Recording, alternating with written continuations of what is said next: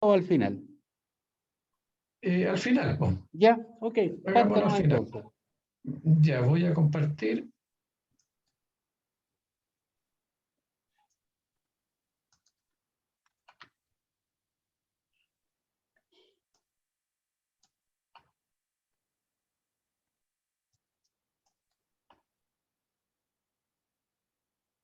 ¿Se ve?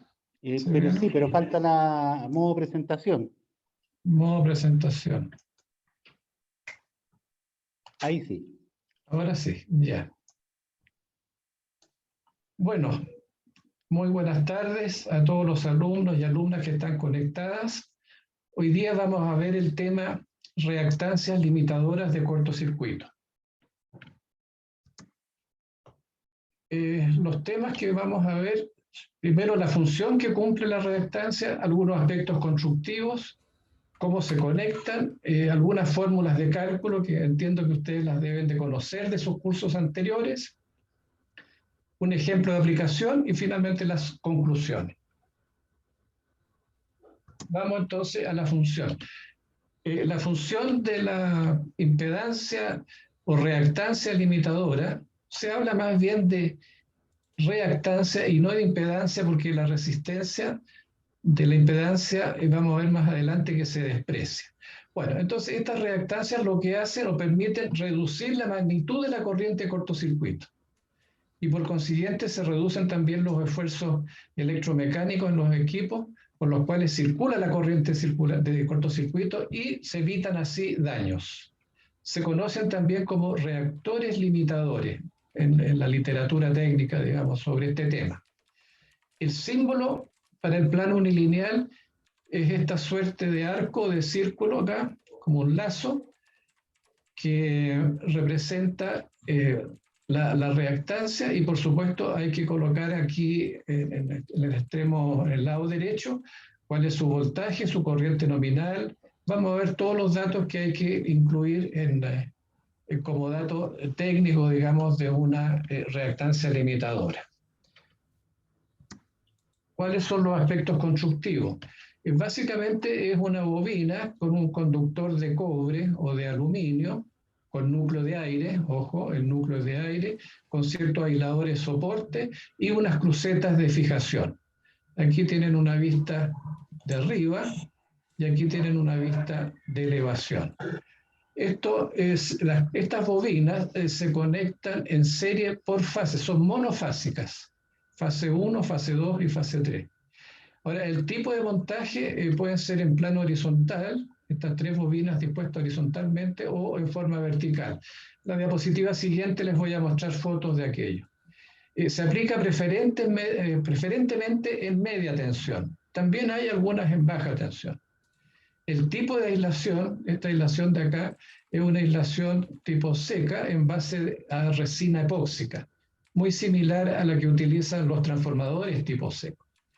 Y acá está entonces lo que dije hace un momento, que en los cálculos se puede despreciar la resistencia, la parte ohmica, la resistencia ohmica del conductor, porque la parte de reactancia es bastante superior al R. Entonces se trabaja solamente con el X que hemos llamado reactancia limitadora y así nos vamos a referir más adelante. Ahora los montajes. Ya dije que hay una disposición horizontal como esta que está acá, fase 1, fase 2, fase 3. En este caso es un montaje a la intemperie. Y acá tenemos un montaje tipo vertical, fase 1, fase 2, fase 3, y es un montaje al interior. Esto va después dentro de una celda metálica de protección para evitar que se golpee o alguien la toque accidentalmente. Vamos a ver otros ejemplos, como por ejemplo este que está acá, también es un montaje vertical, fase 1, fase 2, fase 3. Aquí entra la corriente, ¿no es cierto?, la fase 1, pasa por la bobina y sale acá. Entra la corriente de la fase 2, pasa por la bobina y sale aquí. Entra la corriente de la fase 3, pasa por la bobina y sale acá. Entonces son, repito, bobinas que se conectan en serie. Esto no es un transformador. Aquí no hay conexión estrella ni triángulo, nada de aquello, no se confundan. Es simplemente una bobina que está en serie con la carga. Aquí tenemos una solución exterior porque ya tiene un techito de protección. Adentro está en una forma vertical, dispuesta las bobinas, y acá están los bushings entonces de entrada para poder hacer las conexiones. Aquí hay otro ejemplo de solución vertical que está justamente en el laboratorio de ensayo, y atrás se ve el generador de impulso. Aquí hay una vista más cercana de las crucetas, ustedes ven que son bastante robustas, y una vista inferior de las crucetas con los aisladores soporte. Esa es la forma física entonces en que estos equipos se construyen. ¿Cómo se conectan ahora? Formas de conexionado del reactor limitador de corriente. El caso 1 hemos llamado un alimentador, porque aquí tenemos una barra, un transformador de poder, tenemos aquí la conexión, aquí tenemos el símbolo de la reactancia o del reactor limitador de corriente y una barra, es decir, aquí tenemos un solo alimentador. Acá tenemos el caso de dos alimentadores, en este caso la parte del transformador no tiene un reactor limitador, pero este otro transformador sí lo tiene, y la conexión entre las barras también en este caso se incluyó un reactor limitador de corriente. Más adelante vamos a dar un ejemplo, vamos a resolver el cálculo de una reactancia limitadora para el caso 1 con un alimentador. Vamos a considerar este ejemplo para que lo recuerden. Esto otro para que lo tomen en cuenta y sepan que existen otras aplicaciones entonces de estos reactores como es esta y esas que están acá. Otra aplicación es para limitar las corrientes de inrush en la partida de los motores, que es este caso que está acá. Aquí tenemos el motor, aquí tenemos la reactancia limitadora, aquí está el interruptor. Entonces, en el momento en que se cierra el interruptor, este bypass está abierto y la corriente de partida o la corriente inrush del motor es, digamos, disminuida, por decirlo así, atenuada a través de esta reactancia limitadora. Una vez que el motor toma velocidad, este interruptor permanece cerrado, se abre este interruptor y se cierra este bypass de tal manera de alimentar por esta ruta el motor y queda entonces el reactor fuera de servicio hasta la próxima partida.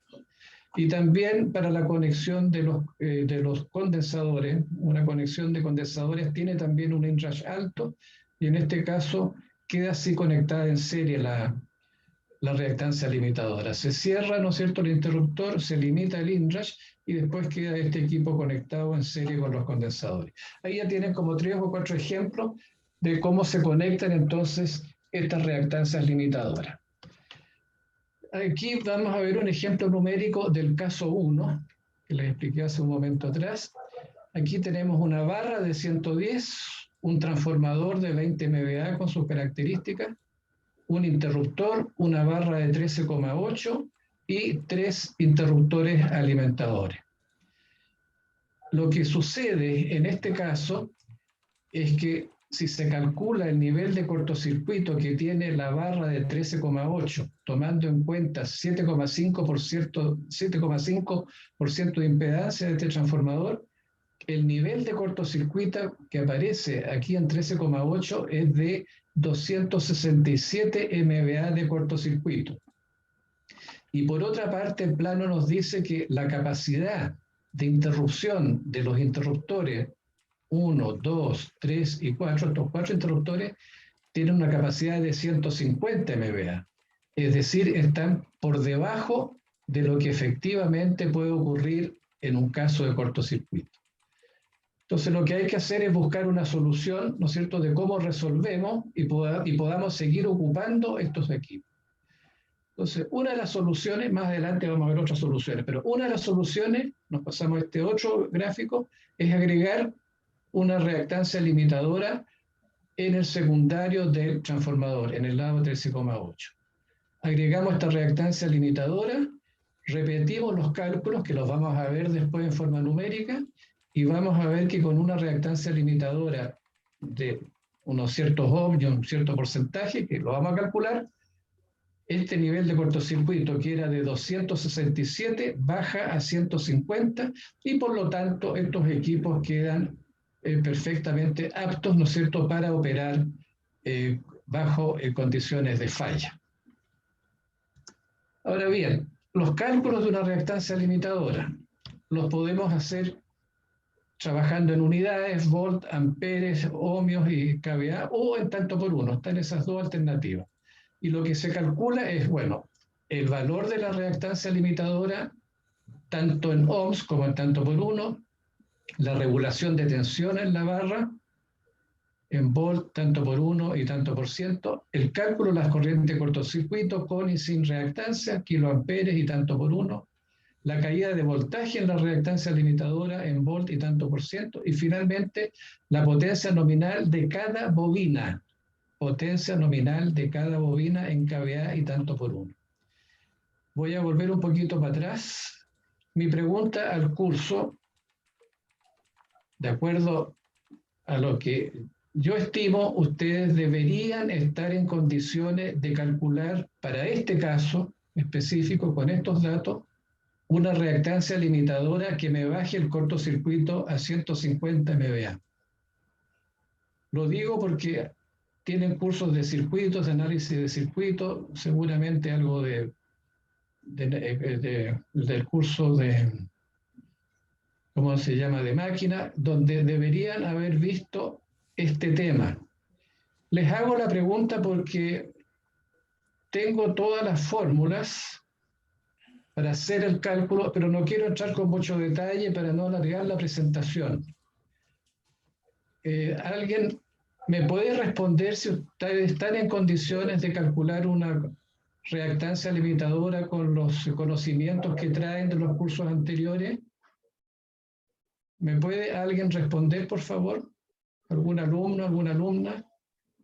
Yo creo que sí podría, pero no al tiro. No, no es que lo tenga como tan calentito en la cabeza. Bueno, entonces lo que sí puedo hacer es pasar un poquito rápido sobre las fórmulas para que las recuerden y llegar al ejemplo de aplicación nomás. ¿Les parece?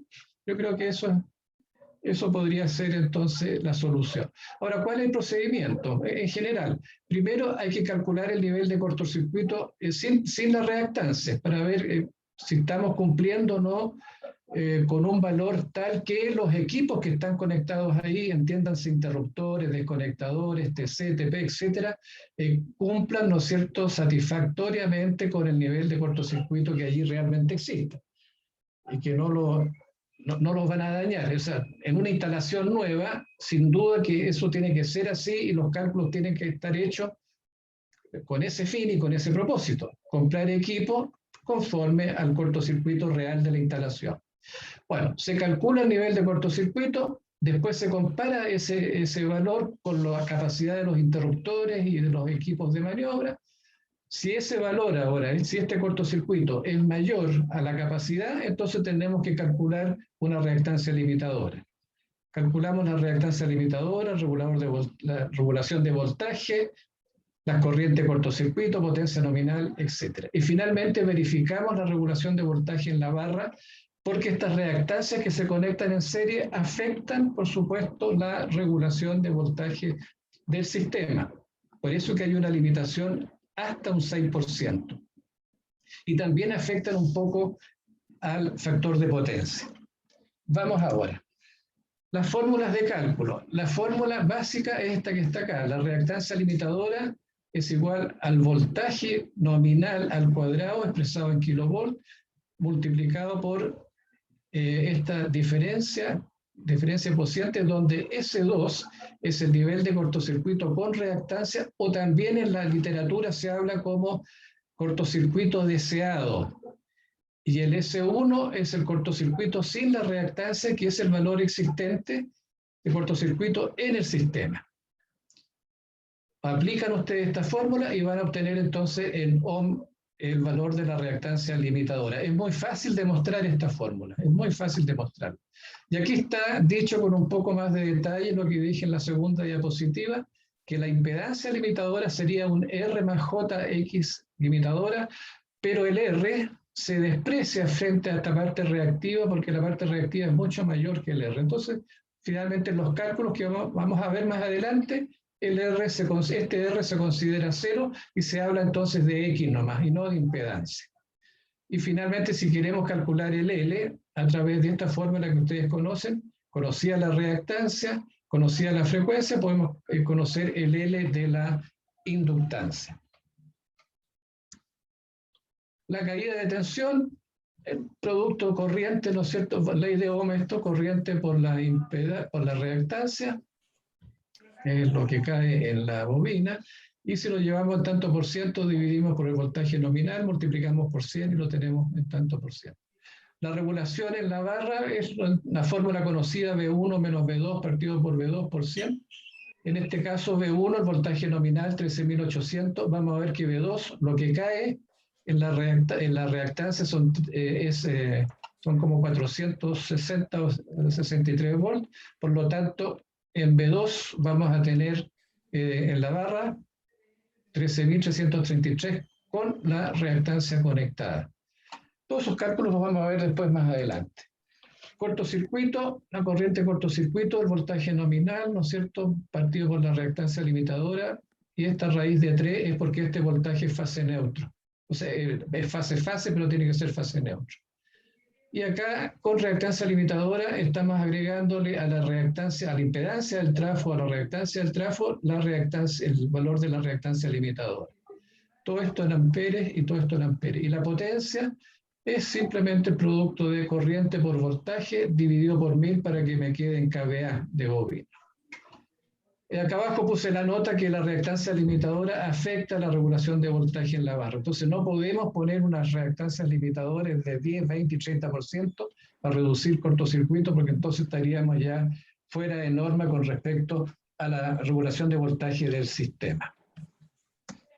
Bueno, y en tanto por uno. Aquí pueden ver ustedes que en el valor de la reactancia limitadora en tanto por uno, el voltaje se supone que estamos en 1 tanto por 1 al cuadrado, 1 partido por S2 en tanto por 1 menos 1 partido por S1 en tanto por 1, y nos va a dar el valor en tanto por 1. Y aquí están todas las otras ecuaciones para hacer el cálculo en tanto por 1, que me imagino que sí deben recordar ustedes cómo se trabaja en tanto por 1, sobre todo en sistemas y con transformadores.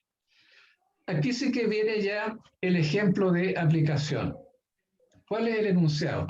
Que se tiene un transformador de poder con los datos de placa que se indican a continuación. Los datos de placa son estos que están acá, que después se repiten acá con rojo, que son potencia nominal, 20 MVA, impedancia de cortocircuito, 7,5%, eso en por ciento, y en ohms, lado secundario, o sea, qué cosa vamos a ver como impedancia en ohm acá, son 0,72 ohm, voltaje nominal 110 en el lado de alta, 13,8 en el lado de baja, y la corriente nominal secundaria, con estos datos que está acá, uno la calcula y da 835 amperes. Tenemos la barra de 13,8 y 1, 2, 3 interruptores conectados. No sé si podemos, Orión, apagar la conversación que se...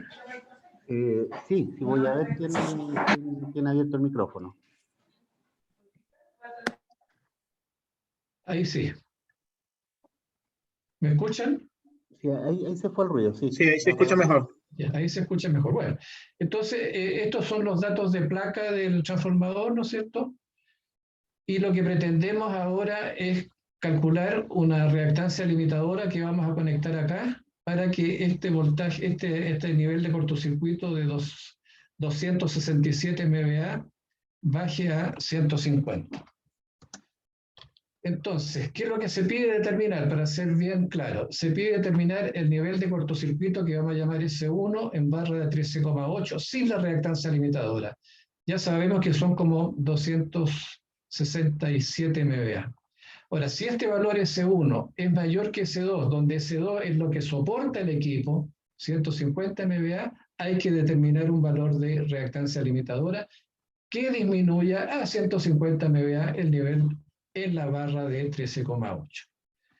Además del valor de la reactancia, tenemos que calcular la caída de tensión. No puede ser muy grande esa caída de tensión porque afecta la regulación.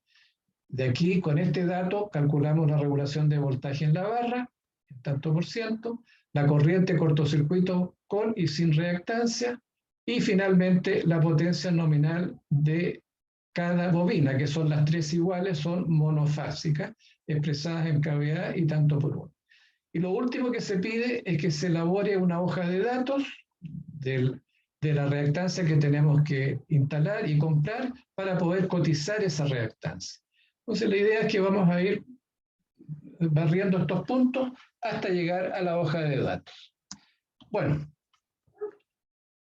nivel de cortocircuitos sin la reactancia limitadora es muy fácil calcularlo en tanto por uno, es 1, ¿no es cierto?, dividido por el valor en tanto por uno de la reactancia del transformador, eso nos da 13,33, y multiplicado por la potencia base nos da los 267 MVA de cortocircuito, que están muy altos sobre los 150, por lo tanto tenemos que calcular una reactancia que baje estos 267 a 150.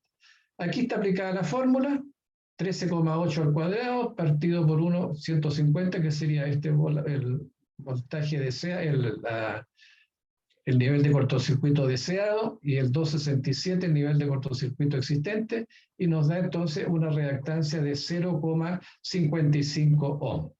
Y con ese dato podemos calcular después la caída de tensión en la reactancia limitadora, que es 835 por 0, habría que poner 0,55 en estricto rigor, caen como 460 volts, y la regulación de voltaje, ya lo dije, ¿no es cierto?, es V1 menos V2, nos da un 3,5%, V1 menos V2 partido por V2 y multiplicado por 100, ahí está, multiplicado por 100, nos da 3,5%, que está sobre el 6% tolerable. O sea, esta reactancia estaría con los 0,55 ohm bien diseñada. Y los cálculos de corriente de cortocircuito con la reactancia limitadora significa que con y sin, ¿no es cierto? Ahora tenemos, bueno, aquí está nuevamente el mismo cálculo que hicimos arriba, 1 partido por 0,075 por la corriente base, nos da 11,1 kiloamperes sin reactancia. Y con reactancia limitadora estamos considerando acá abajo la suma de la reactancia del transformador más la reactancia limitadora y dividido por raíz de 3, porque este voltaje es fase neutro, significa que nos dan 6,2 kiloamperes. Es decir, sin reactancia tenemos 11 kiloamperes de cortocircuito y con reactancia tenemos 6 kiloamperes. Y estos 6 kiloamperes no le producen daño a los equipos. La potencia ahora es V por I, estamos multiplicando la corriente 835 por la caída de voltaje, dividimos por 1000 para tenerlo en kVA, significa que cada bobina tiene 390 kVA. Principalmente es potencia reactiva esta, porque es una inductancia casi pura.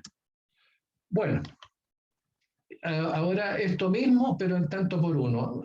No, esto véanlo ustedes con calma, pero si ustedes calculan en tanto por uno, van a llegar a los mismos resultados que vimos cuando calculamos en volt, amperes y ohms. Estos siguen los resultados, digamos, cuando estamos trabajando en tanto por uno, y acá abajo incluí la fórmula, ¿no es cierto?, que en estricto rigor es un X, pero en algunos libros hablan de Z, que es voltaje al cuadrado, multiplicado por esta diferencia y estos cocientes, donde estos primeros MVA es el deseado, y este otro es el existente. Y por eso entonces sacamos en ohm directamente. Entonces, en la simbología estábamos con 267 MVA, con esta reactancia limitadora baja a 150 y el voltaje en la barra queda de 13,33 kilovolts, que es un valor aceptable. ¿Cómo quedaría entonces la hoja de datos? Bueno, repetir, ¿no es cierto?, lo que hemos dicho en el momento anterior, en las diapositivas anteriores. Voltaje nominal 13,8, corriente nominal y de cortocircuito 835 amperes nominales, 6,2 kiloamperes de cortocircuito un segundo. La reactancia nominal en ohm y tanto por ciento, 0,55 ohm, ya vimos el cálculo, y si eso lo pasamos a tanto por ciento, son 5,8%. La potencia nominal, potencia aparente, 390 kVA con refrigeración natural, aire natural, no hay refrigeración forzada. La caída de voltaje en la reactancia limitadora, ya lo dije, 467 volts. La regulación de voltaje en la barra, 3,5, valor aceptable. La frecuencia nominal, 50 Hz. Esto es importante porque el valor de la reactancia es directamente proporcional a la frecuencia. Si cambiamos la frecuencia, ese valor cambia radicalmente. El montaje lo vamos a pedir en solución vertical, tipo interior, y bobinas de aluminio. El grado de protección de la celda IP33, eso significa que no pueden entrar partículas con un diámetro mayor a 1,5 milímetros al interior de la celda, con un color RAL 7035, que es un color gris suave. Clase de aislación de las bobinas, clase F, de acuerdo a norma IEC. Eso significa que tienen que soportar 150 grados Celsius sin que se envejezcan prematuramente. Normas que tiene que cumplir la IEC, ANSI y EEE. Tipo de reactor, núcleo de aire, y tipo seco. Temperaturas ambientes donde pueda trabajar este equipo desde menos 40 grados Celsius hasta 55 grados Celsius. Y son entonces los datos que puse acá, pero en forma, esta sería como la placa de características del reactor, ¿no es cierto?, que estamos comprando y que va acá. En la diapositiva siguiente incluí una hoja de datos de una reactancia real de 36 kilovolts. Están prácticamente los mismos datos. Voltaje nominal, en este caso 35 kilovolts. Este es más grande, son 20 MVAR. Núcleo de aire, 50 Hz, 60 Hz. Es aluminio, en fin.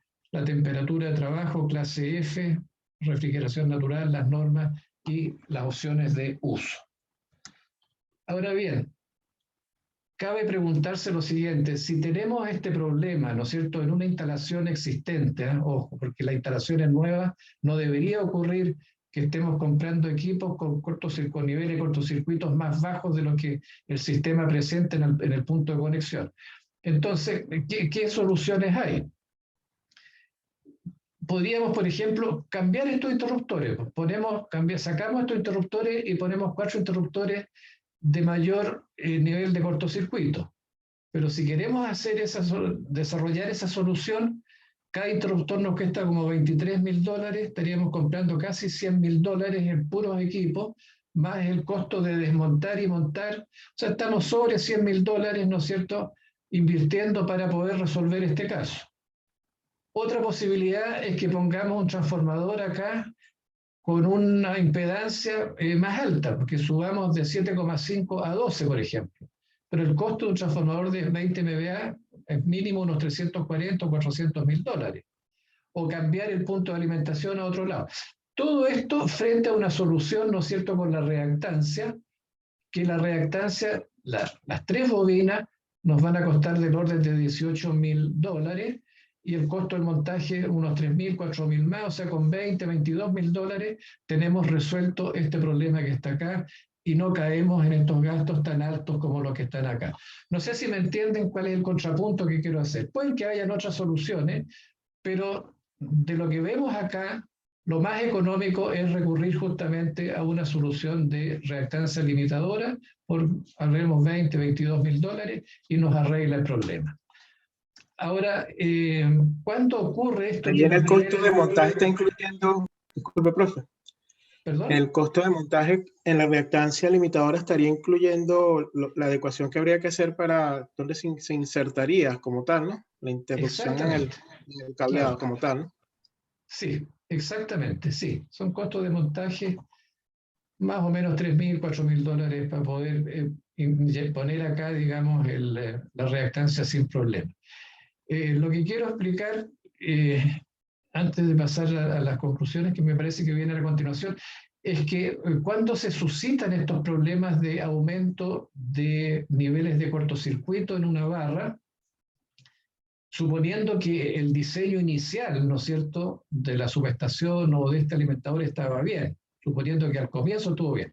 ¿Cuándo ocurre esto? Cuando se empiezan a agregar otros transformadores o más potencia instalada. En la medida que tenga más potencia instalada el sistema, significa que el nivel de cortocircuito va creciendo y puede llegar entonces un momento en que el sistema ya creció mucho más allá de lo original y ahí ya los niveles de cortocircuito que se tienen no son satisfechos por los equipos antiguos y ahí hay que entrar a buscar soluciones. Que pueden ser esta o puede ser esta que está acá. Bien, conclusiones entonces rápidamente. Las reactancias limitadoras son una solución para bajar los niveles de cortocircuito a valores tolerables en los equipos. Tan simple como eso. Afecta la regulación de voltaje y el coseno phi. Hay que tener cuidado. Se aplican preferentemente en media y baja tensión. Tiene que cumplir con las normas, la IEC, la ANSI y la IEEE. Aquí hay pruebas en fábrica para estas reactancias limitadoras. Una de las pruebas en fábrica es someterlas justamente a esfuerzos de cortocircuito. A mí me tocó inspeccionar una de estas en una fábrica canadiense y durante la prueba de cortocircuito la bobina superior de la fase 1 se deformó porque los soportes, las diagonales, no resistieron los esfuerzos de cortocircuito y lamentablemente se rechazó entonces el equipo y tuvo que rediseñarse. O sea, estas pruebas son bien exigentes. Existen diseños para instalaciones al interior de un edificio o al exterior. Bajo cortocircuito los esfuerzos son muy altos en las crucetas del reactor. Justamente fue una de las crucetas, una de estas fijaciones superiores, la que falló en esa prueba que les estoy hablando yo, aplicando el criterio de las normas IEC. Y por último, lo dije ya, si la potencia instalada va aumentando, se produce un aumento en el nivel de cortocircuito y que podría sobrepasar entonces la capacidad existente, debiéndose recurrir entonces a soluciones como reactancias limitadoras u otras. Bien, esa es mi presentación, la clase. Ojalá que les sirva esto porque esto aplica, es transversal a todos los proyectos, que puede ser aquí en la academia o el día de mañana podría ser también en alguna empresa, en alguna oficina que ustedes tengan que calcular. Yo recuerdo que cuando uno de los primeros trabajos que tuve como ingeniero afuera, me pidieron que calculara una de estas reactancias para unos servicios auxiliares de una sala eléctrica en Concepción. Bueno, ofrezco la palabra a ver si hay alguna duda sobre la presentación o sobre lo dicho. Don Arturo, para complementar, ¿quién vende estas reactancias limitadoras? ¿Quién, perdón? ¿Quién vende estas ¿A quién las vende? Sí. Bueno, hay una firma en Canadá que es bastante grande, conocida, que es Trench Electric. Ah, los Trench, sí. Los Trench Electric son los más conocidos en esto. Después los japoneses, la fábrica Hitachi también la fabrica, me tocó verlas allá, en la ciudad de Hitachi justamente. Y también hay unas reactancias Siemens. Siemens también lo fabrica y entiendo que lo fabricó también un tiempo la ASEA Brown Boveri. De eso estoy seguro. En general, hay varias fábricas que fabrican transformadores tipo seco y que tienen una línea paralela de fabricación de reactancias limitadoras. Porque la diferencia entre el transformador tipo seco y esta reactancia es que el transformador tiene núcleo de fierro. La bobina tiene núcleo de fierro y en este otro caso la bobina tiene núcleo de aire. Entonces están en la línea, digamos, de fabricación.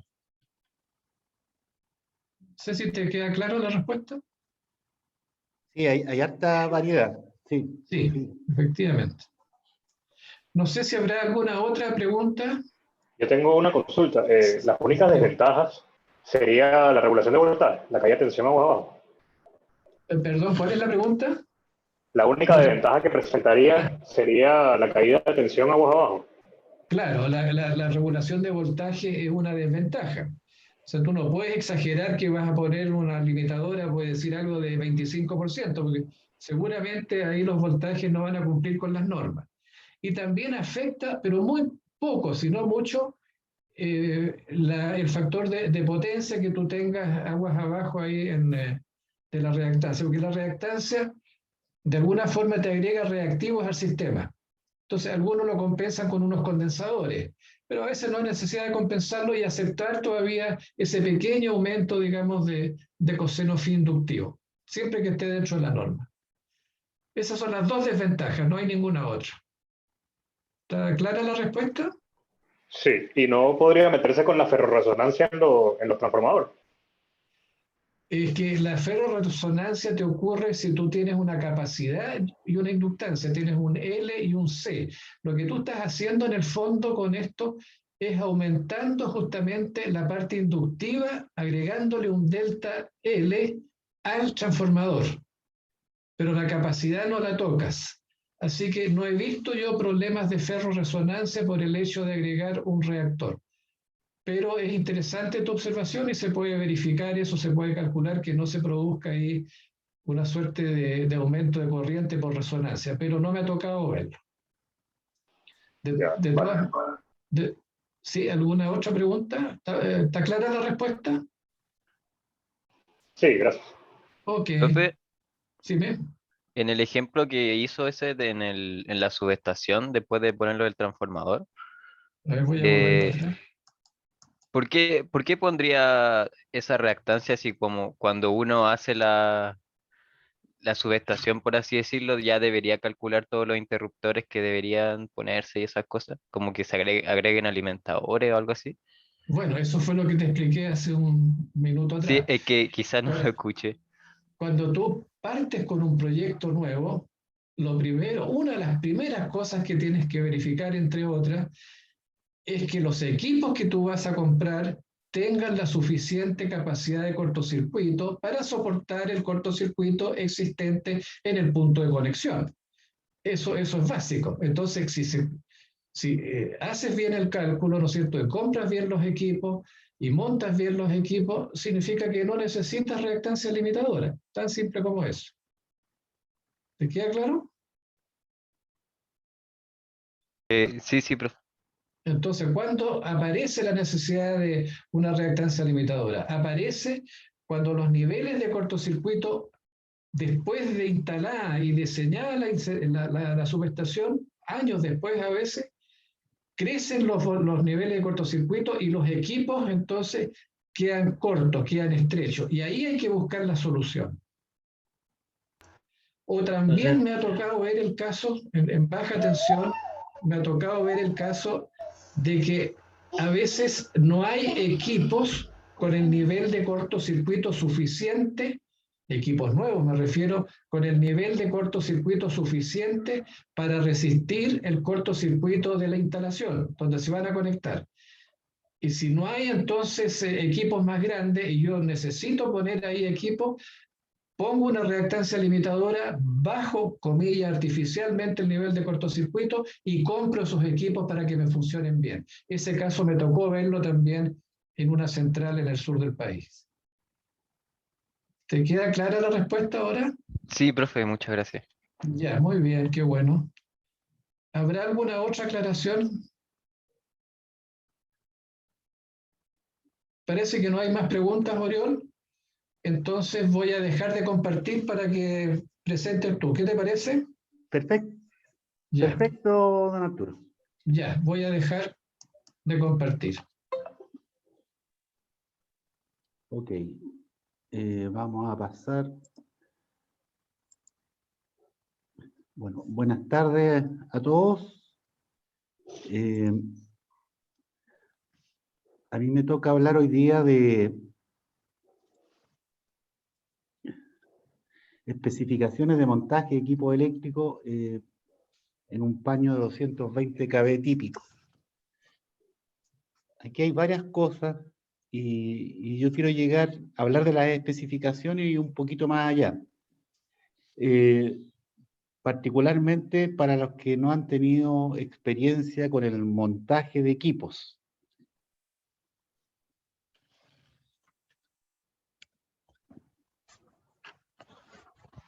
Para eso tenemos que hablar de los paños de 220 kV que normalmente están en una subestación. Y aquí hay algunos planos que quiero mostrar antes de meternos a los equipos y los vamos a ir conociendo y en qué consiste la especificación.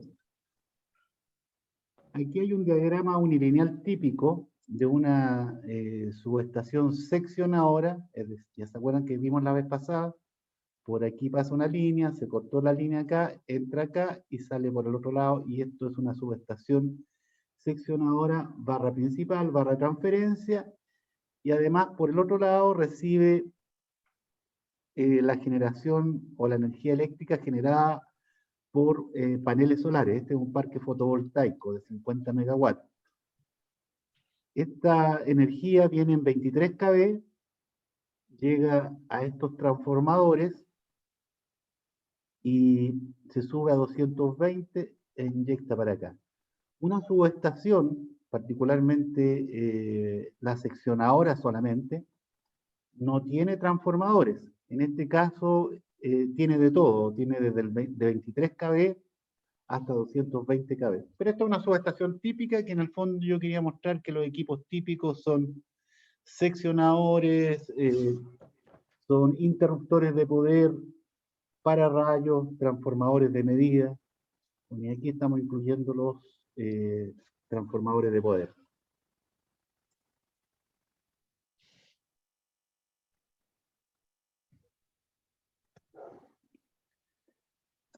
En una subestación también hay un plano de implantación.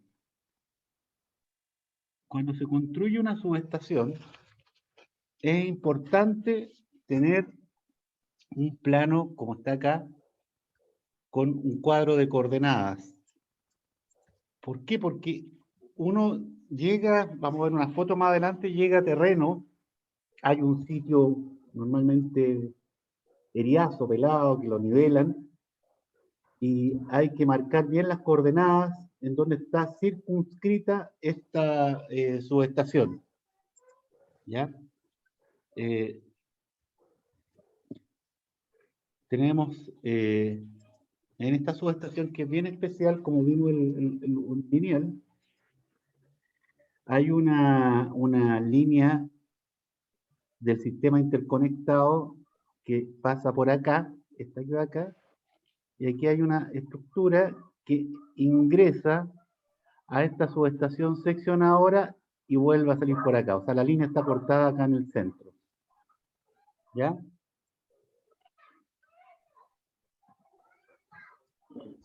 Después tenemos la planta general,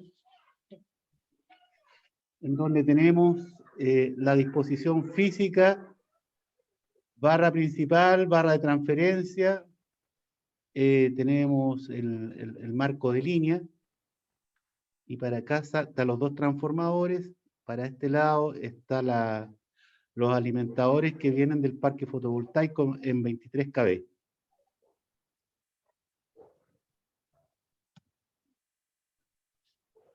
Y aquí vamos a verlo de perfil, sección general, los marcos de línea, los marcos de barra, seccionador, interruptor, seccionador, los transformadores de medida, transformadores de poder, etc. Esto es un refresco para poder hablar de las especificaciones de montaje y la subestación. Estos planos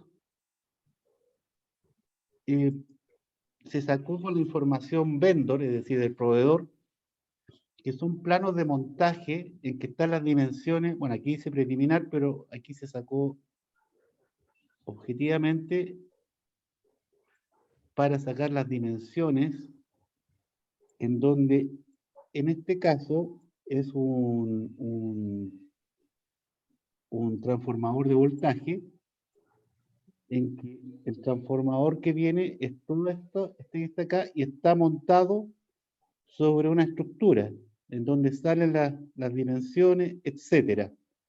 Esto para poder ubicarlo bien en el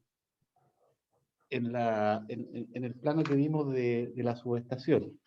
Y además, con este plano, cuando montemos el transformador, tenemos que guiarnos.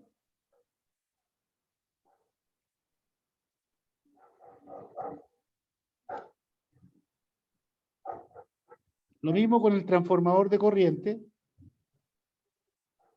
que tenemos la estructura, el transformador tiene todo este aislador, está acá arriba, el cable entra por acá y sale por allá. Y cada una, lo que no vi en el otro plano también está indicado, están todas las partes que componen este transformador. ¿Ya? Ustedes lo pueden leer sin ninguna dificultad. También tenemos el condensador de acoplamiento, que en este caso está acá. Entre paréntesis, ¿saben lo que es un condensador de acoplamiento? ¿Para qué se utiliza? ¿Alguien me puede decir de los que están escuchando? Yo no sé, profe. Ya, yo les comento rápidamente.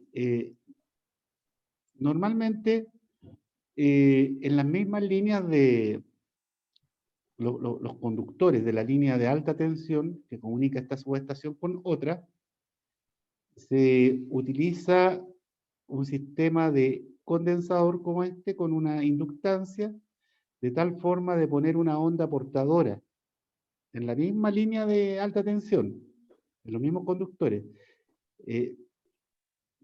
Como va con un condensador, va a una cierta frecuencia y ustedes pueden transmitir las señales de control o de protección entre una subestación y otra. Es decir, se utiliza el mismo cable de poder que tiene 220.000 volts para transmitir señales de comunicaciones. Ese es el objetivo de esto. También hoy día se utilizan microondas y otros elementos más, pero si queremos ser eficientes, este esquema sirve. Y aquí está también los planos de montaje con dimensiones, etcétera. ¿Eso con qué sin ninguna característica especial del cable, profesor? No, sin ninguna característica especial del cable, solamente la frecuencia que vamos a montar una señal en el mismo cable. Ya vamos a ver algunas fotos.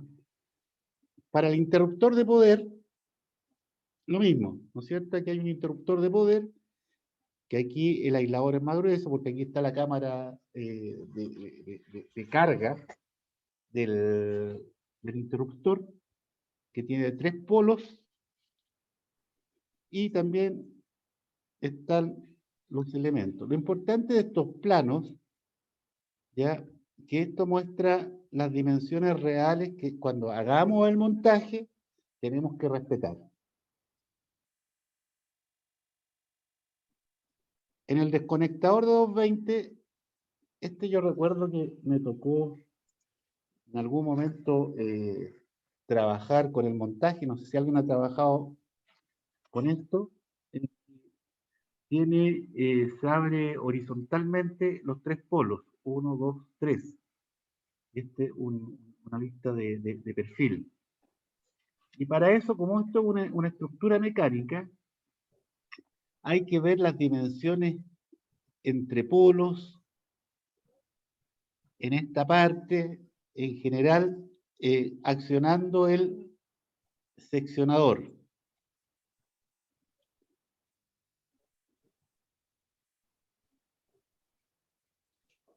También en los equipos de una subestación, y también se especifican, hay aisladores de pedestal. ¿Por qué? Porque cuando los cables de alta tensión bajan a los distintos equipos, puede haber una cierta distancia hacia el siguiente equipo y se le pone este aislador de pedestal para soportar el cable. Y también son equipos específicos y tienen sus dimensiones, etc. Aquí tenemos la planta del montaje de un transformador de poder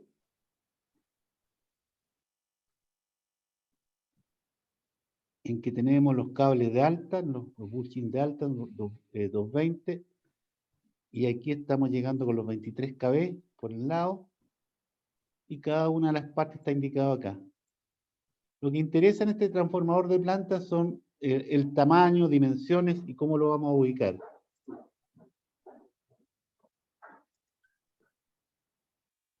En una subestación, el no menor no es un equipo propiamente tal, pero sí está el tema de malla de tierra. Normalmente la malla de tierra, esta es la planta, está enterrada a 60 centímetros y es una grilla. Dentro del procedimiento de montaje de esta malla de tierra, cuando se llega a la subestación, se parte, hay que hacer hoyos para las fundaciones y después viene la malla de tierra. Y normalmente la malla de tierra, cuando tiene interferencia con las fundaciones, hay desvíos, que aquí no están mostrados, porque aquí está la grilla, y se fijan, la normal. Entonces, siempre hay modificaciones porque este cable a lo mejor va a topar con una fundación que está acá, tiene que irse por el lado.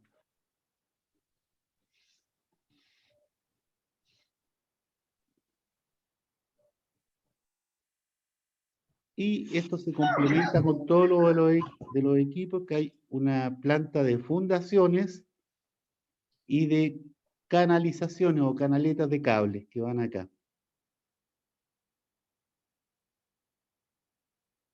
Y está normalmente en una subestación el edificio de control o fuerza, que lo vimos delante, está acá y está a la disposición interior de las celdas de media y de baja tensión. Bien, el paso por todos estos planos era con el fin de revisar un poco los equipos que van en el patio de 220. Aquí hay fotos en que partió la construcción de la subestación San Andrés. Y si se fijan, se partieron por los hoyos de las fundaciones. Aquí ya se están haciendo las fundaciones, está el emplantillado, hay algunos pernos para fijar equipos.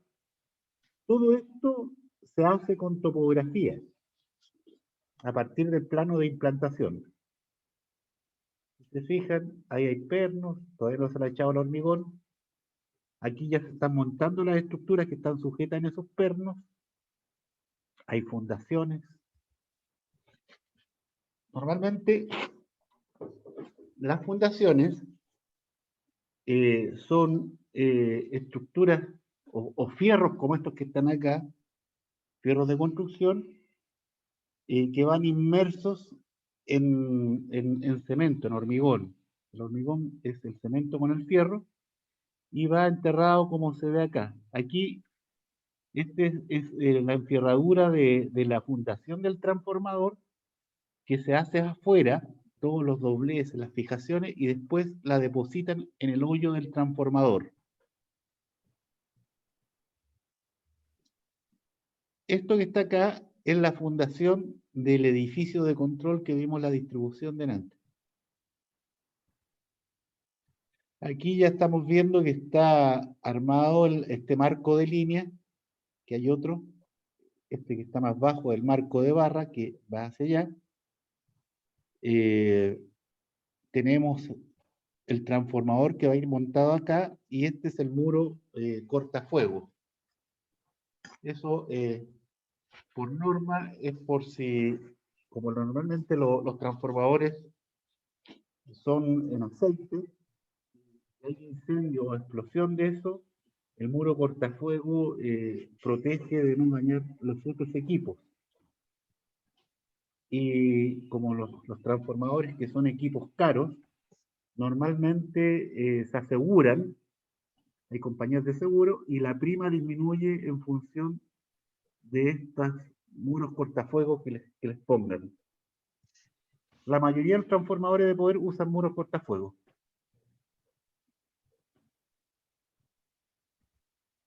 Ahí está el muro cortafuegos, si se fijan es bastante alto. Y ahí está el transformador y el muro cortafuegos está acá, pero lo tapa un poco.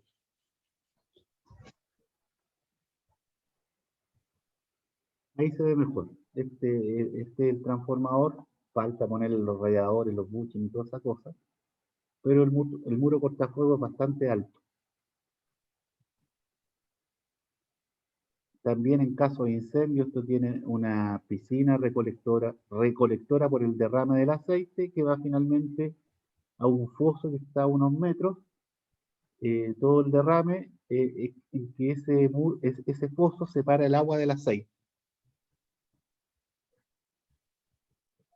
Este es el edificio de control. Están terminando de construir, vimos la fundación. Y aquí ya tenemos la subestación relativamente finalizada, en que están montados los equipos de aquí del patio. El edificio de control está aquí al fondo, ¿eh? Tenemos transformadores de medida, interruptores, etc. Me preguntaban delante por la función del condensador. Yo les dije que iba asociado con una inductancia para poder transmitir las señales a la subestación vecina. Bueno, aquí yo no veo el condensador, pero sí veo estas reactancias, que están ahí arriba, que van en serie con el condensador que vimos en el plano para poder transmitir las señales de control. Bueno, aquí tenemos otro equipo, tenemos el marco de barra, aisladores, como les dije delante, transformadores de corriente, etc.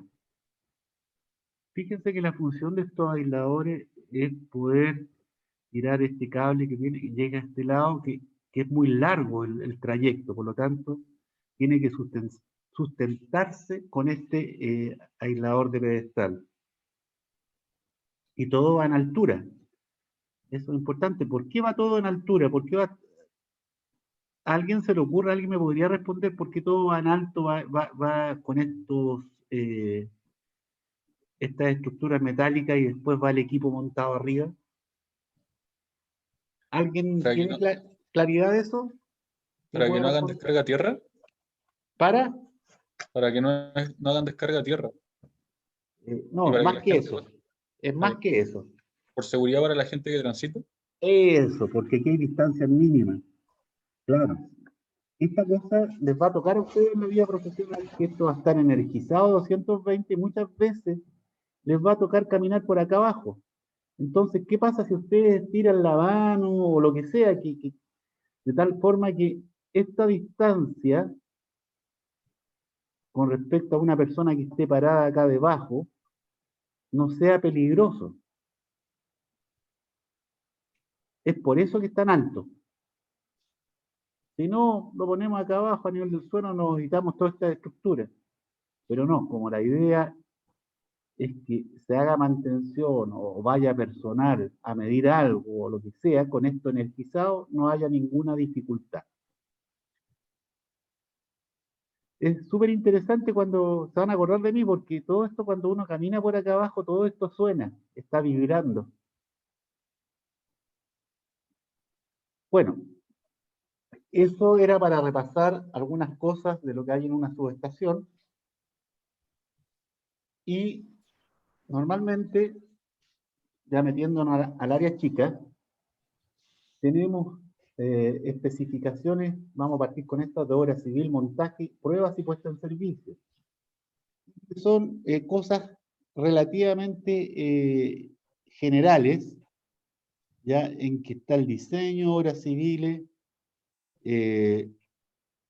movilización, oficinas, orden, limpieza, localización y replanteo. El replanteo tiene que ver con que alguien diseñó la ubicación o la implantación de un cierto equipo y a lo mejor hay alguna dificultad cuando fueron al terreno y el replanteo es una reubicación o un desplazamiento de ese equipo por alguna dificultad técnica que encontraron cuando estaban trabajando.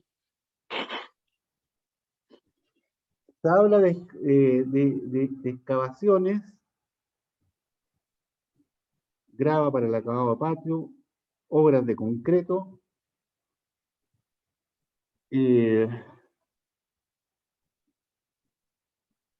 tenemos unidades de medida, a ver, esto es casi civil. la ubicación de la caseta portería, casa de control, pinturas, servicios públicos, almacenamiento y manejo. Y finalmente tenemos todo lo que es pruebas generales, servicios auxiliares. Aquí se describen algunas cosas de las pruebas que se piden, pero finalmente las pruebas que hay que hacer de los equipos son las que recomienda el fabricante, salvo que haya alguna prueba especial, y se tienen los datos o protocolos de prueba que hicieron en fábrica para tratar de reproducir eso, es que se puede. Bueno, aquí en el montaje, tenemos montaje de equipo de alta tensión. Esto es de Transelec. Aquí tenemos parte del contrato, parte de la especificación. Los interruptores de poder, ya los vimos, desconectadores de 220, transformadores de corriente, aisladores de pedestal, condensador de acoplamiento, trampas de onda. Y aquí hay una cosa genérica del interruptor de poder. Incluso habla del alcance, almacenamiento, traslado, dónde se almacena, si es que llega antes, controles, verificaciones del montaje. Y aquí ya comienzan con el detalle, ¿no? Hay que nivelar la estructura, hay que verificar eso.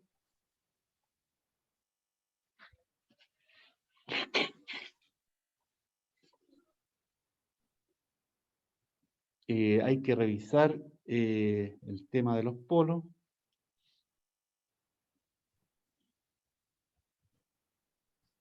Torque, etcétera. Todo lo que es el montaje, incluso hay unos protocolos de montaje que ya los vamos a ver, algunos. La medición de estanqueidad, el gas SF6, tiempo de operación, etcétera. Lo mismo para el desconectador 220, que son casi cosas geométricas de abrir o cerrar el desconectador. Recuerden que los desconectadores no funcionan con carga. El desconectador se pone antes y después del interruptor para poder hacer mantenimiento. Nuevamente lo mismo, cosas generales.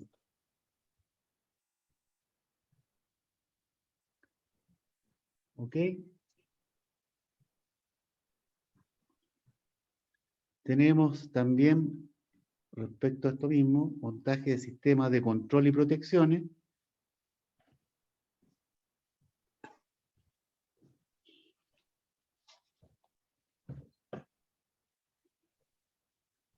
¿Ok? Esto lo pueden ver con detalle porque ya está subido a cursos.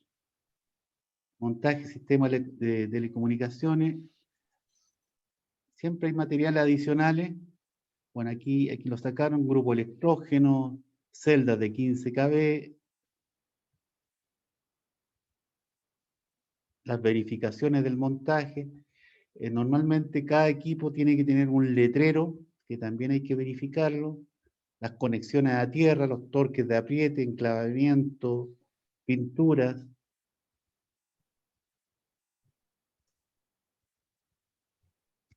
Etcétera. El montaje de las estructuras y de las líneas es bien interesante porque normalmente una estructura se arma y después viene una nivelación y un apriete para verificar la verticalidad y también el torque de las piezas metálicas, que también es parte de esto. Las tolerancias, etcétera.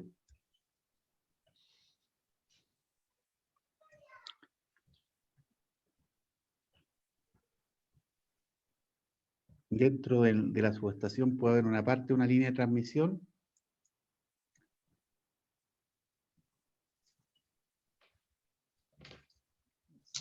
Y bueno, aquí en realidad, mal ejemplo, porque todo dice no aplica. Dentro de la subestación no hay una línea de transmisión.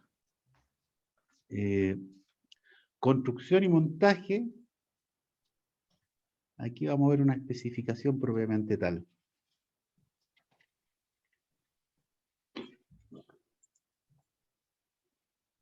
Esta es de Norgener y esta es un sistema de transmisión, construcción y montaje de subestaciones. Hay un capítulo de equipo eléctrico, que era la página 31, 32, creo. Claro. Aquí está el montaje de equipo en patio, en sala, etcétera. A ver si la pillamos.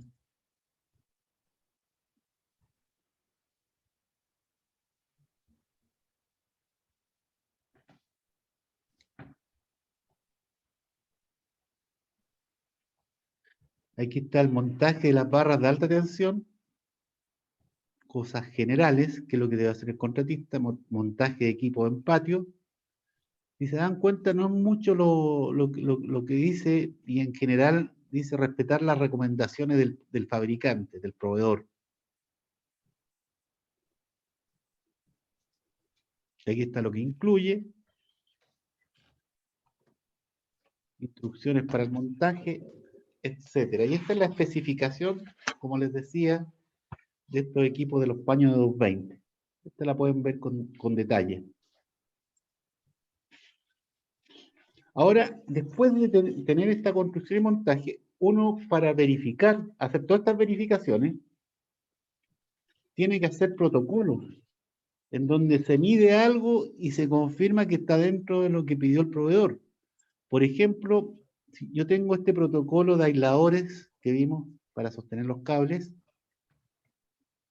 son aisladores de pedestal, aparece el aislador, dan las características del aislador, si se fijan, para 245 kV, y aquí se anota el número de serie y se cumple la aplome, disposición de conexiones primarias, etcétera. Y aquí está quién vio esto. Hay alguien de topografía, hay alguien de jefe de área, hay alguien de la obra civil, y este viejo, el más importante que pelea con todos, el visto bueno del hito de la empresa SIGA en este caso, bueno, puede ser cualquiera, pero hito es la inspección técnica de obra, firmando todas estas personas que hicieron el montaje, más la inspección técnica de obra, y todo esto cumple, el equipo pasa. Aquí hay otro, ¿no es cierto? Porque hay otro número de TAG. Y lo mismo, se verifica que ese aislador de pedestal está bien montado. Tengo un ejemplo de un interruptor de poder. Este es el interruptor de poder. Si recuerdan, aquí está la cámara de carga, que es más grueso, o sea, de mayor diámetro. Y nuevamente lo mismo, está el interruptor, las características del interruptor, y si cumple o no cumple para cada uno de los polos. Y nuevamente la firma. Todo el tema de pernos de anclaje, inspección visual, correspondencia al número de serie, el transporte, montaje del equipo. Y aquí hay que ponerle, están los tres polos que cumplen.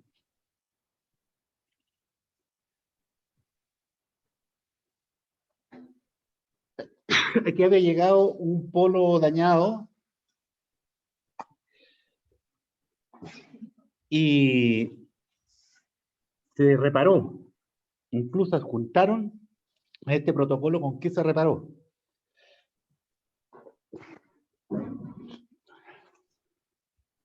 Ahí está el elemento.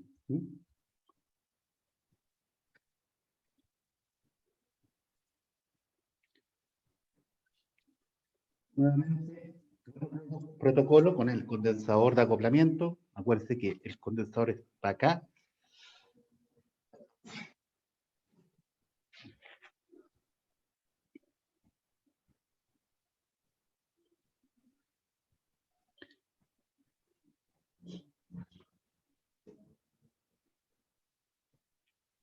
La empresa que montaba era Cobra y el dueño era Transelec.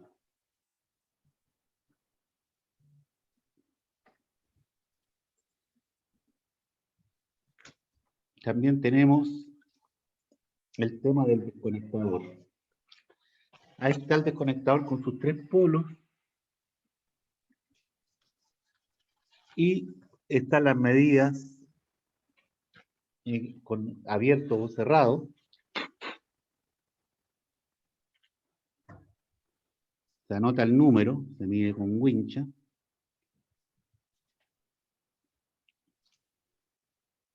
Y aquí está todo el tema del montaje, si cumple o no cumple. Estos protocolos, normalmente, si es que no los trae el proveedor, se le presenta la inspección técnica de obra y si no, se complementa y por lo menos yo cuando trabajé de inspector técnico de obra me tocó hacer varios, crearlos, me refiero, qué cosas vamos a medir, qué cosas vamos a hacer, leyendo las recomendaciones del fabricante. Con este tipo de elementos se avala todo lo que es el montaje para finalmente poner en servicio todo esto. No sé si hay alguna consulta. Profe, te había comentado con los temas de las mallas de tierra, que normalmente se consiguen, digamos, la disposición física de los equipos normalmente obliga a cambiar la disposición de la malla. Esto al final verdaderamente se cumple en el ASBIL, se modifica la ubicación de las líneas como tal, en la grid. No, yo por lo menos no lo he visto. Debería modificarse, pero no lo he visto.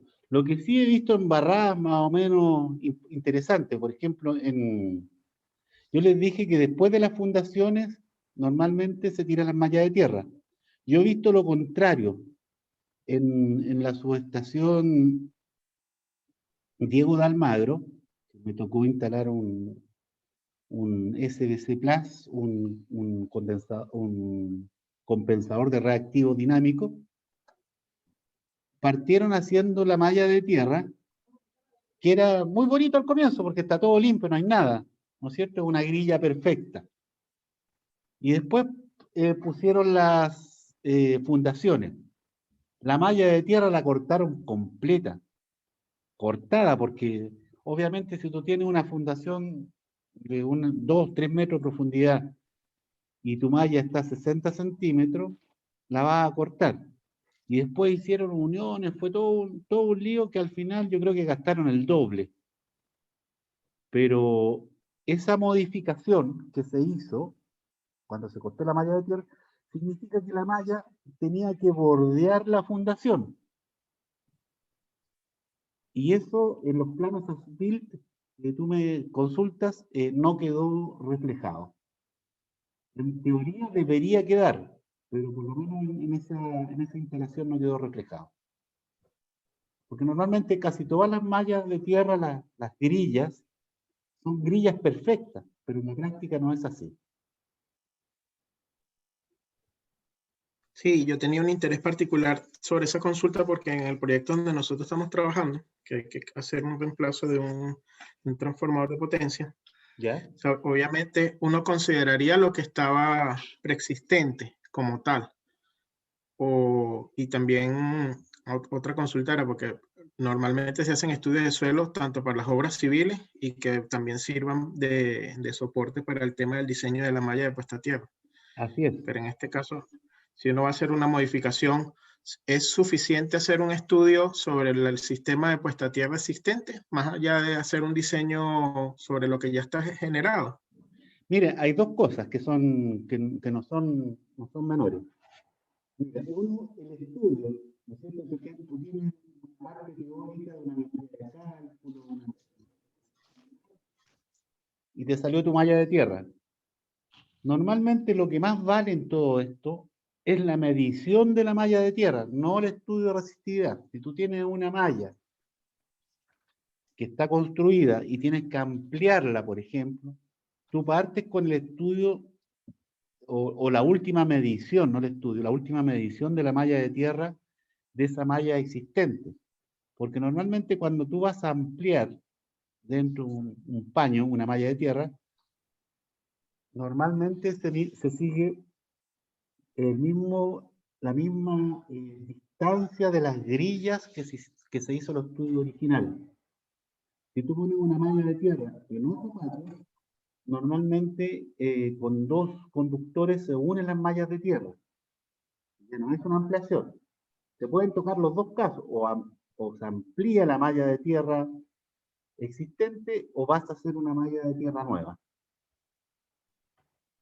Le estaría equiparando, pues como haciendo equipotenciales allá las mallas que se adicionen. Claro, Entonces, claro. porque yo pudiera hacer un estudio y en base al estudio corregir allí con químico digamos, el sustrato de las posiciones de la malla y con eso ya yo cumplo pues vas a corregir si el diseño. Si es que tu malla de tierra existente, la que está construida, no se quiere parte por eso. La malla de tierra cumple con unos 5 ohms, el nivel de cortocircuito, no veo que tengas que corregir. Cuando una malla de tierra nueva, que me ha tocado, tú construyes una malla de tierra nueva y la malla de tierra no te da el valor de la resistencia de 5 ohms máximo, que dice la norma, tú tienes que corregirla para bajar la resistencia, porque es nueva. Pero si es existente, en teoría debería estar cumpliendo. Por eso es que se parte midiendo lo que existe. No sé si me entienden la idea. Sí, absolutamente.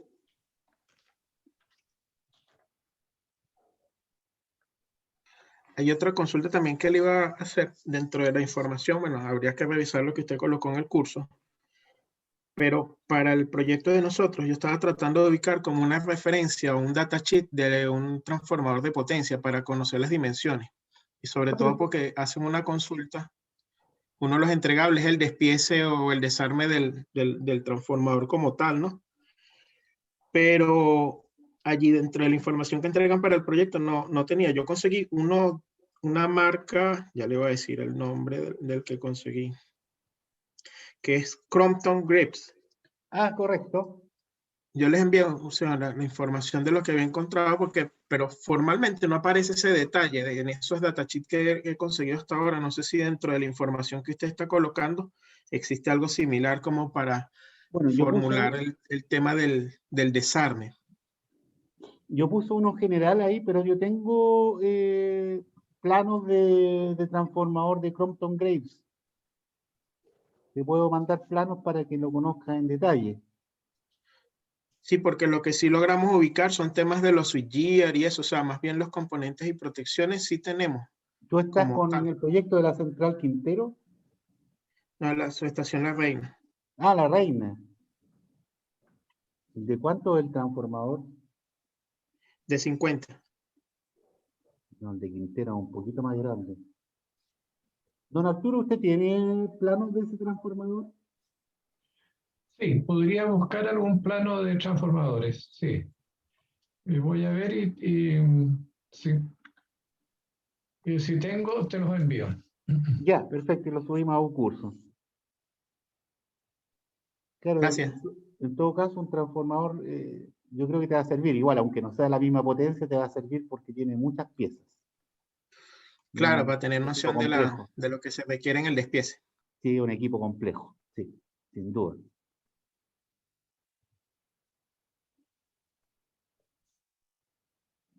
¿Alguien tiene más consultas?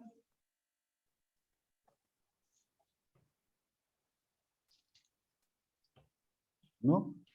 Parece que no hay más consultas. Podríamos ahora... Disculpe, una consulta, sí, profe. Sobre la presentación que usted hizo del PowerPoint, había unas láminas que decía sobre especificaciones para obra civil y todo. Sí, Ahí decía correcto. generalidades y todo. Pero yo abrí eso y algunos links obviamente no se redireccionan, solo se redireccionan los montajes y protocolos de montaje. Era por consultar nomás. Perdón, esto se redirecciona si es que lo pones todo en una carpeta. Si no, los documentos están por separado, pero están todos subidos en el archivo que viene comprimido. Ah, ya. Y lo de la lámina que dice especificaciones, está especificado ahí el ítem por el índice, perdón. Todo esto está ahí subido. Todos estos son documentos independientes. Este incluso Ah, también ya, está listo. subido. Sí, No, sí, no, porque la está todo. presentación. Pero como te digo, la clave para que sea automático, como lo mostré yo ahora, es que esté Ajá. todo en una carpeta. Ah, ya. Pero y lo de la lámina nomás que explicó anterior es como para saber lo que lleva nomás. Eso no está. Estas láminas también están ahí Ajá. mismo. Y también se redireccionan estas que están acá, ¿no? Esta, Ah, ya, listo, listo. cada uno de estos es una lámina que está ahí y está subido. Y Sí, eso es ahí sí. si la pones en una carpeta, se va a redireccionar solo. Pero la parte, pero la lámina que decía, pero la lámina que usted tiene como índice, ese no, ¿no? Ese nomás es como información general, Ah, me parece. todo esto está La de más abajo. más abajo. A ver, vamos a ver. Sí, más abajo, más adelante. Mira, papá. Esta de especificación de obra civil, montaje, prueba. Exacto, sí, esa es de ahí, esa es la que le consultaba. Esta yo la subí completa, pero aquí en el PowerPoint solamente puse el índice. Pero Claro, está exactamente, subido. pero le consultaba ese Este documento está completo, está subido. documento y no lo encontraba dentro de lo que estaba la carpeta subida al curso.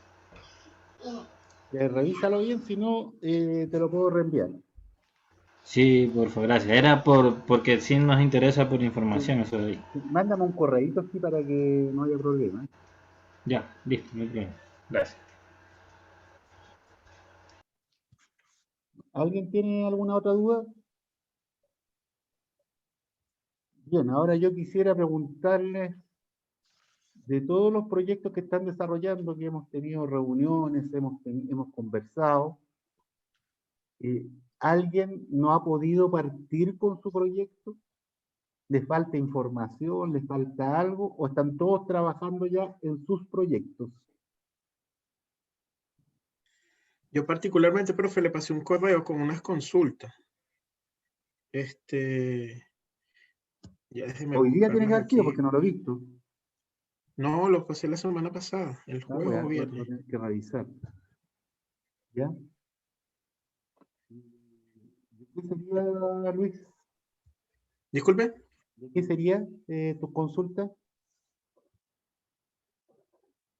Una era sobre la tachit del transformador que le comenté hace un momento. La otra era un tema de cómo fundamentar más o menos el tema de la memoria descriptiva del proyecto, porque ahí se incluyen unas, digamos, unas gráficas de lo que es la proyección de uso, entonces, de capacidad. Entonces, ver cómo la interpretación de esas gráficas que nos muestran ustedes en el enunciado y cómo las plasmamos para el tema de la memoria descriptiva del proyecto. Pues.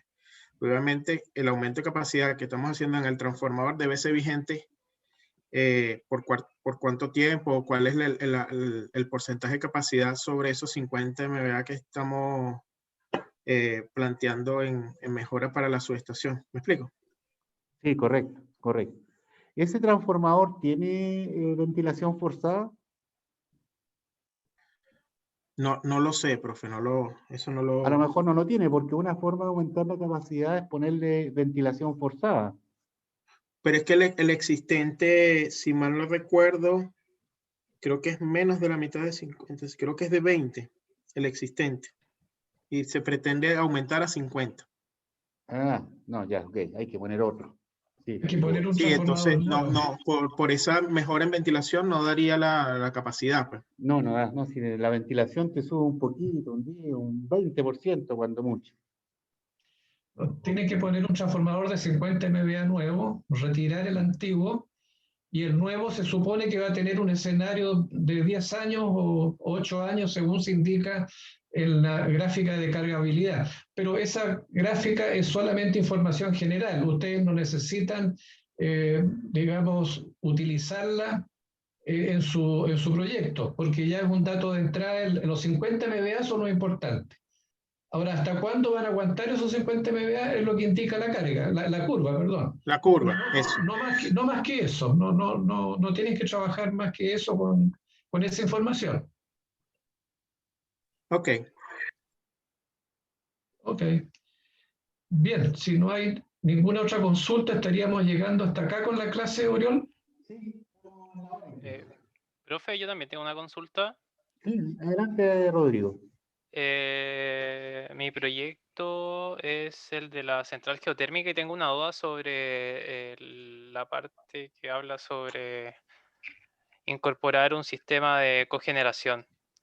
Porque en el diagrama que aparece en el enunciado, no sé si puedo compartir Sí, sí, o si ustedes adelante. están viendo en el enunciado, si tienen acceso al Word. Lo que pasa es que Comparte.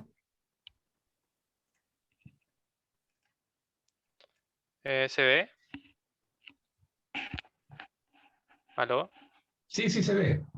Ah, ya, lo que pasa es que me llama la atención esto porque el condensador, bueno, es que está raro el diagrama porque la torre de enfriamiento debería tener un loop con el condensador y fuera de ese loop debería estar la cañería que va hacia el pozo de expulsión del agua, digamos, del sistema Sí. geotérmico. Entonces como que está raro eso. Y también lo que me llama la atención es que bueno, viendo el diagrama y que tiene un separador de fase, yo supongo que esta es como una planta geotérmica flash, pero lo que vi en internet y los proyectos que hay de cogeneración, en general usan una planta binaria para cogenerar. Entonces eso Sí, también. correcto, ¿no? Mira, este esquema que está ahí es algo muy general que se incluyó en el enunciado para darse cuenta más o menos de las partes que forman, de los distintos componentes de una central geotérmica, pero en el caso de ustedes tienen que investigar cuál es la solución, la mejor solución, ¿no es cierto?, de generación, tanto eléctrica como cogeneración. Lo importante es aprovechar el calor para poder calefaccionar o secar frutos, etcétera, y por otro lado el vapor para poder generar. Pero este esquema tómalo como algo general, no es que Ah, sea ya, algo sí. definitorio, no. Por último, este esquema olvídate de él y pon el esquema que corresponde al proyecto de ustedes. ¿Ah? Ya. Ok, Era eso, gracias. perfecto, ok. Oriol, lo único que falta es el recordatorio de la entrega del informe preliminar o de informe de avance. Oriol, ¿me escuchas o no? Estaba hablando con el micrófono apagado. Ah, Sí. perdón. ¿Está el Sí. delegado? ¿Está Max? No lo veo conectado. Al menos no está el nombre de él ahí. Vamos a mandarle un correo. Lo que pasa, caballeros, que en 2 semanas más todo el curso tiene que entregar el informe preliminar de su proyecto. ¿Ya? Y eso, de acuerdo al programa, en 2 semanas más. Y Max nos tiene que hacer, le vamos a pedir a él, un programa de cómo van a disertar ustedes de su proyecto. ¿Ya? Porque normalmente las disertaciones son de 15, 20 minutos, más los 10 minutos de consulta, es decir, no más de media hora por grupo. Por lo tanto, la primera semana disertarían 3 grupos y la siguiente los 3 grupos restantes. Ese programa es el que le vamos a pedir al delegado de curso. ¿Tienen alguna consulta de esto? Porque esto es un recordatorio nomás, está en el programa, esto figura. No, no consulta. Ya, Bien. perfecto, Entonces llegamos hasta aquí con la clase y estamos terminando justo a la hora. correcto. Ya, Profe caballero. Oriol, pero si pudiera hacer lo del correo en general que le había pasado allí, que también le había hecho la actualización de las modificaciones. Perdón, Luis, eso está en el correo que mandaste, ¿no? Sí, sí, Sí, porque yo no he tal visto cual. tu correo, lo voy a ver ahora y a ver para poder responderlo.